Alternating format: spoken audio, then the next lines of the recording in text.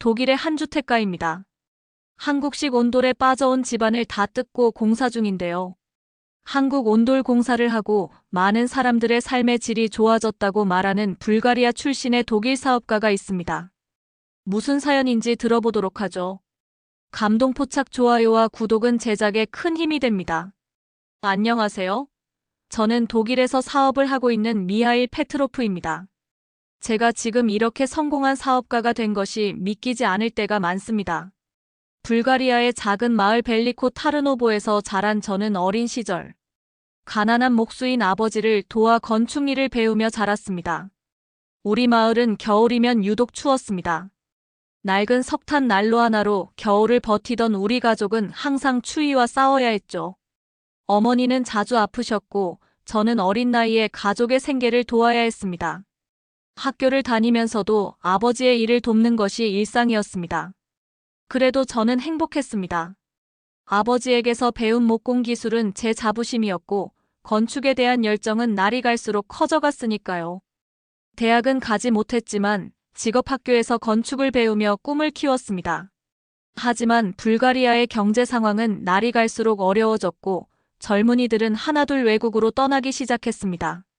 25살이 되던 해 저는 인생에서 가장 큰 결심을 하게 됩니다. 한국의 건설 현장에서 일할 기회가 생긴 것입니다. 당시 저에게 한국은 그저 지도에서 본 작은 나라였을 뿐이었습니다. 하지만 그곳에서 받을 수 있는 급여는 불가리아에서 받는 것의 3배나 되었죠. 부모님은 처음에 많이 반대하셨습니다. 낯선 아시아 국가로 떠나는 것을 걱정하셨죠. 특히 어머니는 눈물로 만류하셨습니다. 하지만 저는 결심했습니다. 이대로는 우리 가족의 미래가 없다고 생각했으니까요. 2018년 1월 영하의 날씨 속에서 저는 소피아 공항에 서 있었습니다. 작은 여행 가방 하나와 건축기술자 자격증, 그리고 한국어 기초 회화책이 전부였습니다. 부모님은 공항까지 배웅을 나오셨고 어머니는 마지막으로 손수 뜨신 목도리를 제 목에 둘러주셨습니다. 비행기를 타고 가는 동안 저는 계속해서 한국어 책을 펼쳐보았습니다. 안녕하세요. 감사합니다. 저는 미하일입니다. 정도의 간단한 인사말을 되뇌이며 앞으로 펼쳐질 미지의 생활에 대한 두려움과 기대를 동시에 안고 있었습니다. 인천공항에 도착했을 때의 그 순간을 저는 절대 잊을 수 없습니다. 한국의 찬란한 불빛들, 낯선 한글 간판들, 그리고 질서정연하게 움직이는 사람들. 모든 것이 새롭고 신기했습니다. 서울의 겨울은 제가 상상했던 것보다 훨씬 추웠습니다. 영하의 날씨에 매서운 바람까지 불가리아의 추위와는 또 다른 한파였죠. 하지만 이상하게도 건설 현장의 한국인들은 그리 춥지 않아 보였습니다. 오히려 활기차게 일하는 모습이었죠. 처음 맡은 일은 강남의 한 아파트 재건축 현장이었습니다. 저는 다른 외국인 노동자들과 함께 기초공사팀에 배정되었습니다. 언어의 장벽은 컸지만 건축 현장에서는 손짓과 발짓만으로도 충분히 의사소통이 가능했습니다. 어느 날 현장에서 특이한 공사를 하는 것을 보게 되었습니다. 바닥에 파이프를 깔고 그 위에 시멘트를 붓는 작업이었죠. 호기심에 이끌려 한국인 반장님께 물어보았습니다.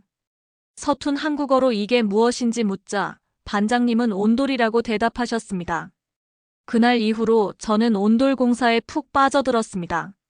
시간이 날 때마다 온돌 작업을 하는 팀 근처에서 그들의 일하는 모습을 지켜보았죠. 작업반장인 김 기술자님은 제 열정을 알아보시고는 틈틈이 온돌의 원리를 설명해 주셨습니다. 김 기술자님에게 배운 온돌의 기술은 생각보다 복잡했습니다. 먼저 바닥의 높이를 정확히 계산해야 했습니다. 파이프를 깔기 전 단열재를 깔아야 하는데 이 과정이 가장 중요하다고 하셨죠. 열이 아래로 빠져나가지 않도록 하는 것이 에너지 효율의 핵심이었습니다. 파이프 배관은 또 다른 기술이었습니다. 방의 구조에 따라 파이프를 어떻게 배치하느냐에 따라 난방 효율이 크게 달라졌습니다. 보통 거실은 지그재그로, 방은 소용돌이 모양으로 파이프를 설치한다는 것을 배웠습니다. 특히 코너 부분의 파이프 간격을 더 좁게 하여 구석구석 골고루 열이 전달되게 하는 기술이 인상적이었습니다. 보일러와 연결되는 매니폴드 설치도 배웠습니다. 각 방의 온도를 따로 조절할 수 있게 하는 시스템이었죠. 불가리아에서는 보지 못했던 첨단 기술이었습니다. 온도 조절 밸브의 설치 위치부터 배관의 경사도까지 모든 것이 정교한 계산에 따라 이루어졌습니다. 마지막으로 배운 것은 몰탈 작업이었습니다. 파이프 위에 붙는 시멘트의 두께와 건조 시간이 중요했습니다. 너무 얇으면 파이프가 손상될 수 있고 너무 두꺼우면 열전달이 잘 안 된다는 것을 알게 되었죠. 시멘트가 마르는 동안의 온도 관리도 중요했습니다. 시간이 흐르면서 저는 단순한 건설 노동자에서 온돌 전문가로 성장해 갔습니다. 현장에서도 점차 인정을 받기 시작했고 온돌 공사팀의 정식 일원이 되었습니다. 한국의 전통 기술을 배우는 것이 저의 새로운 꿈이 되었습니다. 그러던 어느 날 동료들과 함께 간 회식에서 운명적인 만남이 기다리고 있었습니다. 그때는 미처 알지 못했죠. 제 인생의 가장 큰 전환점이 될 그 만남이라는 것을요. 그날의 회식은 평소보다 조금 특별했습니다. 현장에서 제가 맡은 첫 온돌 공사가 성공적으로 끝난 것을 축하하는 자리였기 때문입니다. 동료들과 함께 간 종로의 치킨집은 한국인들로 가득했고 그곳에서 저는 안나를 처음 만났습니다. 안나는 독일에서 온 교환 교수였습니다. 그날 그녀도 독일인 친구들과 함께 치맥을 즐기고 있었죠. 우연히 옆자리였던 우리는 서로 외국인이라는 이유로 대화를 시작하게 되었습니다. 서툰 한국어로 나누는 대화는 어색하면서도 즐거웠습니다. 안나는 서울의 대학교에서 독일어를 가르치고 있었습니다. 한국의 문화에 매료되어 1년간의 교환교수 프로그램에 지원했다고 했죠. 그녀의 눈에서 한국 문화에 대한 호기심과 열정이 빛나고 있었습니다. 저는 제가 배운 온돌에 대해 이야기했고 안나는 깊은 관심을 보였습니다. 그날 이후로 우리는 자주 만나게 되었습니다. 주말이면 서울의 여러 곳을 함께 다녔습니다. 경복궁에서 한옥의 아름다움을 이야기하고 남산타워에서 서울의 야경을 감상했죠. 안나는 한옥의 온돌방에 특히 관심이 많았습니다. 독일의 차가운 바닷과는 전혀 다른 따뜻함이 좋다고 했죠. 서로의 문화에 대해 이야기를 나누면서 우리는 점점 가까워졌습니다. 안나는 독일의 이야기를 들려주었고 저는 불가리아의 이야기를 들려주었습니다. 서로 다른 문화적 배경을 가졌지만 우리는 이상하게도 잘 맞았습니다. 둘 다 새로운 것을 배우는 것을 좋아했고 서로의 관점을 존중했죠. 봄이 되고 벚꽃이 필 무렵 우리는 자연스럽게 연인이 되었습니다. 여의도의 벚꽃 축제에서 처음 손을 잡았고 한강공원에서 처음 키스를 했죠. 사계절이 바뀌는 동안 우리의 사랑도 깊어져 갔습니다. 그러던 어느 날 안나가 울면서 저를 찾아왔습니다. 임신 테스트기가 양성이었다고 했죠. 우리는 잠시 당황했지만 곧 서로를 바라보며 웃을 수 있었습니다. 그리고 그 자리에서 청혼했습니다. 준비된 반지도 없이 갑작스럽게 말이죠. 하지만 안나의 부모님은 격렬하게 반대하셨습니다. 프랑크푸르트의 부유한 가정에서 자란 딸이 불가리아 출신의 건설 노동자와 결혼한다는 사실을 받아들일 수 없다고 하셨죠. 화상통화로 대화를 시도했지만 그들은 제 얼굴조차 보려 하지 않았습니다. 결국 우리는 둘만의 결정을 내렸습니다. 작은 한옥으로 된 펜션에서 친한 친구들과 몇몇의 지인들만 초대해 소박한 식사를 하며 결혼식을 했습니다. 웨딩드레스도 턱시도도 없었지만 우리에겐 충분했습니다. 그날 저녁 안나는 눈물을 흘리면서도 행복하다고 말했습니다. 그렇게 우리는 새로운 삶을 시작하게 되었습니다. 안나는 독일로 돌아가야 했고 저는 그녀를 따라가기로 했죠. 한국에서의 생활을 정리하는 것은 쉽지 않았습니다. 특히 온돌 공사팀을 떠나는 것이 아쉬웠죠. 하지만 김 기술자님은 오히려 저를 응원해 주셨습니다. 독일에 도착한 것은 2019년 늦가을이었습니다. 프랑크푸르트의 하늘은 흐렸고 차가운 바람이 매서웠습니다. 안나의 부모님은 여전히 우리를 만나주지 않으셨지만 다행히 안나가 소유한 작은 집이 있었습니다. 도시 외곽의 조용한 곳이었죠. 처음 며칠은 정신없이 지나갔습니다. 임신 7개월이었던 안나는 출산 준비로 바빴고 저는 독일어를 배우며 일자리를 찾아다녔습니다. 건설 현장에서 일하던 경험 덕분에 어렵지 않게 일자리를 구할 수 있었습니다. 하지만 한국에서 배운 온돌 기술은 이곳에서 쓸모가 없어 보였죠. 겨울이 깊어질수록 안나의 상태는 좋지 않았습니다. 임신 후반기에 피로감도 있었지만 독일의 난방 시스템이 가장 큰 문제였습니다. 라디에이터는 방 한쪽만 덥게 할 뿐이었고 바닥은 항상 차가웠습니다. 안나는 자주 허리와 다리가 아프다고 했고 밤에는 잠을 이루지 못했습니다. 특히 안나의 우울증이 심해졌습니다. 가족들과의 단절, 임신으로 인한 호르몬의 변화, 그리고 낯선 환경에서의 적응까지 모든 것이 그녀를 힘들게 했습니다. 저는 안나를 위로하고 싶었지만 때로는 제 존재 자체가 그녀를 더 우울하게 만드는 것 같았습니다. 크리스마스가 다가올 무렵 눈이 많이 내렸습니다.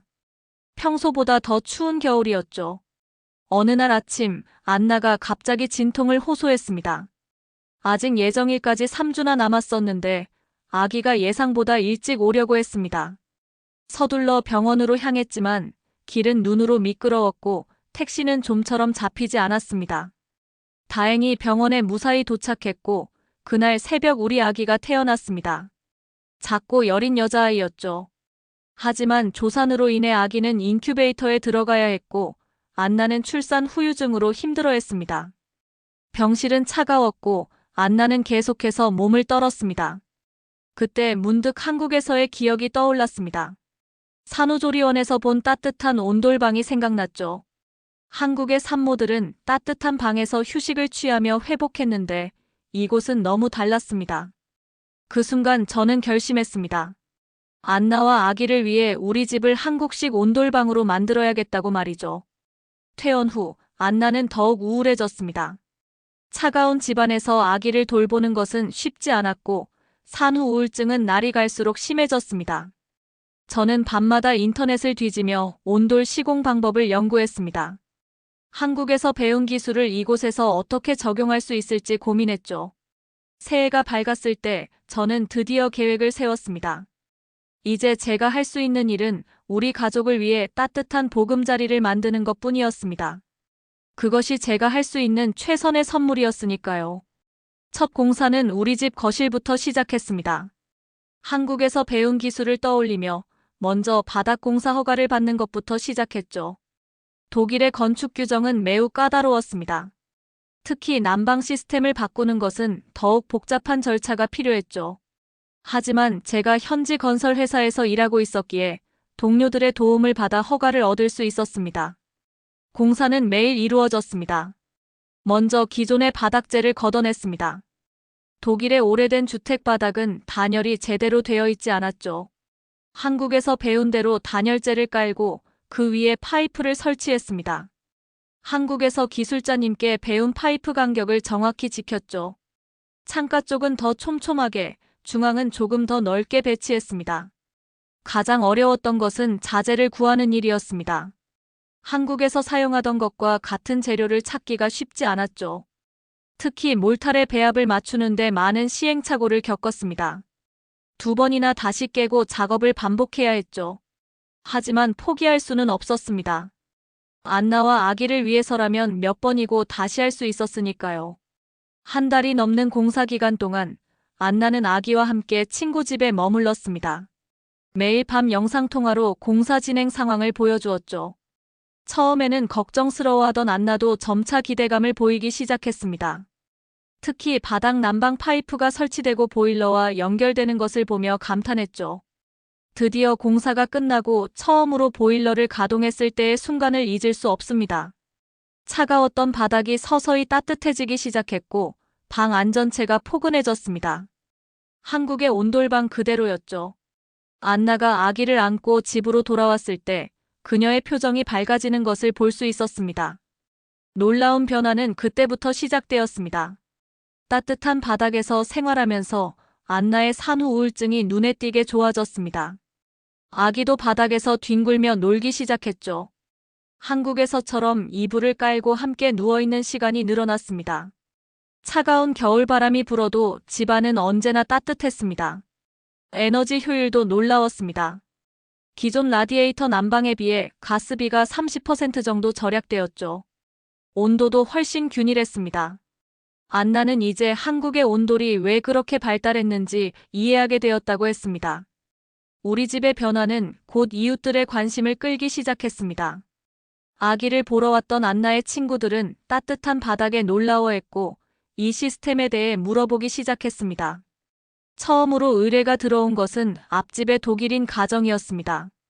그들의 갓난아기도 추위로 고생하고 있었거든요.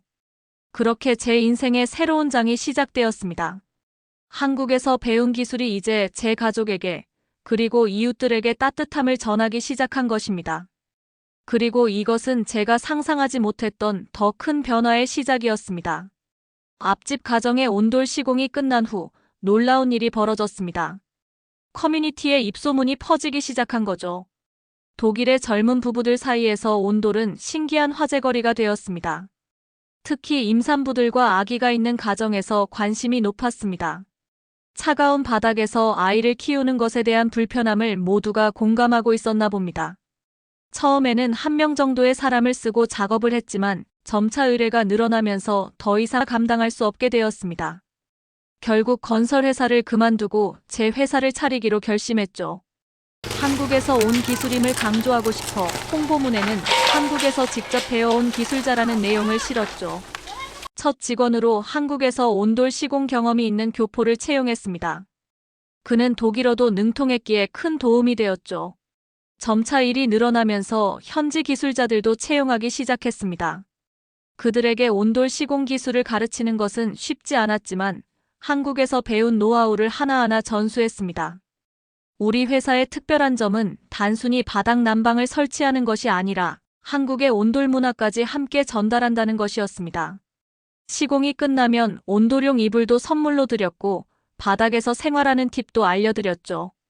고객들은 이러한 문화적 경험에 더욱 매료되었습니다. 사업이 번창하면서 안나의 부모님의 태도도 조금씩 변하기 시작했습니다. 특히 안나의 어머니가 먼저 연락을 주셨습니다. 외손녀의 돌사진을 보고 싶다고 하셨죠. 처음 만남은 어색했지만 따뜻한 온돌방에서 손녀가 즐겁게 노는 모습을 보시고는 조금씩 마음을 열기 시작하셨습니다. 더 놀라운 것은 안나의 아버지였습니다. 은행장이었던 그는 우리 회사의 사업성에 관심을 보이기 시작했습니다. 독일의 노후주택들이 많은 에너지를 낭비하고 있다는 점, 그리고 온돌 시스템이 이 문제의 해결책이 될 수 있다는 점을 높이 평가하셨죠. 결국 그분의 도움으로 대규모 아파트 단지의 리모델링 프로젝트까지 수주할 수 있었습니다. 회사가 성장하면서 저는 자주 한국을 오갔습니다. 새로운 기술을 배우고 자재를 구입하고 때로는 한국의 온돌 전문가들을 초청하기도 했죠. 저의 스승인 김 기술자님도 독일에 초청했습니다. 그분은 제가 이렇게 성공할 것을 알고 있었다며 자랑스러워 하셨습니다. 우리 가족의 생활도 안정을 찾아갔습니다. 안나는 다시 대학에서 강의를 시작했고 딸 소피아는 건강하게 자라났습니다. 특히 소피아는 할아버지 할머니의 사랑을 듬뿍 받으며 자랐죠. 이제는 가족 모임에서 제가 빠지면 섭섭해하실 정도입니다. 우리의 온돌 사업이 독일에서 자리를 잡아가면서 놀라운 문화적 변화가 일어나기 시작했습니다. 처음에는 단순히 효율적인 난방 시스템으로 시작했던 것이 이제는 생활 방식 자체를 바꾸어 놓고 있었죠.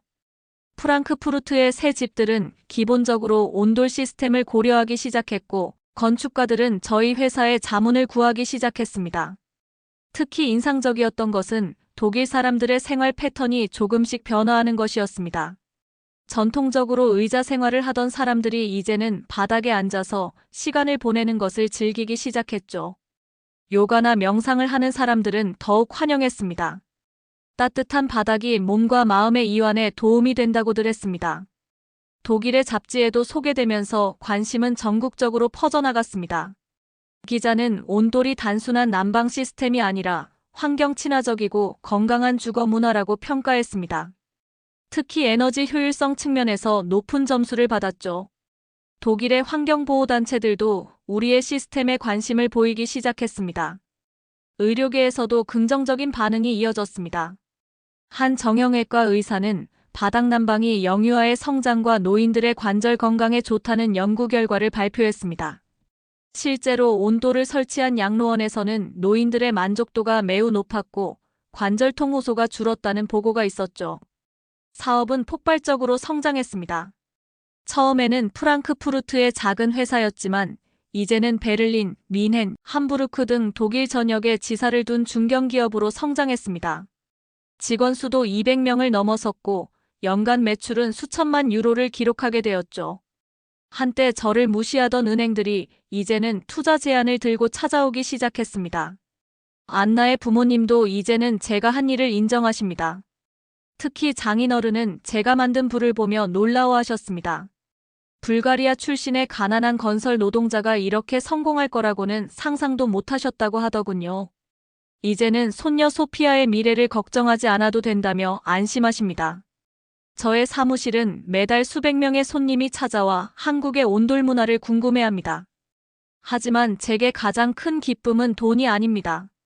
독일 사회에 새로운 문화를 전파했다는 것, 그리고 많은 사람들의 삶을 더 따뜻하게 만들었다는 것이 저를 진정으로 행복하게 합니다. 이제 독일 사람들은 더 이상 신발을 신은 채로 집 안에 들어가는 것을 당연하게 여기지 않게 되었고 바닥에서 보내는 시간을 즐기기 시작했습니다. 한국의 온돌이 가져온 이 따뜻한 변화를 보며 저는 새로운 꿈을 꾸게 되었습니다. 이제 저는 1년에 2번, 봄과 가을에 한국을 방문합니다. 사업차 방문이라고 하지만 사실은 그리움 때문입니다. 한국은 제게 제2의 고향이 되었으니까요. 인천공항에 도착할 때마다 첫날의 설렘이 떠오릅니다. 그때는 이렇게 제 인생이 바뀔 줄 몰랐죠. 이번 방문에는 가족 모두가 함께했습니다. 이제 5살이 된 소피아는 한국 방문을 특별히 좋아합니다. 한국 음식을 잘 먹고 한국어도 조금씩 배우고 있죠. 특히 온돌방에서 뒹구는 것을 좋아합니다. 독일에서 태어났지만 한국의 문화가 자연스럽게 몸에 배어 있는 것 같아요. 안나도 많이 달라졌습니다. 이제는 김치를 직접 담그고 한국 드라마를 즐겨봅니다. 독일에서 한국어를 가르치는 그녀의 수업에는 항상 온돌 이야기가 빠지지 않는다고 합니다.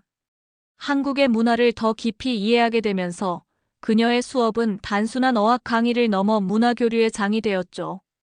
김 기술자님은 이제 저희 회사의 자문위원이 되셨습니다.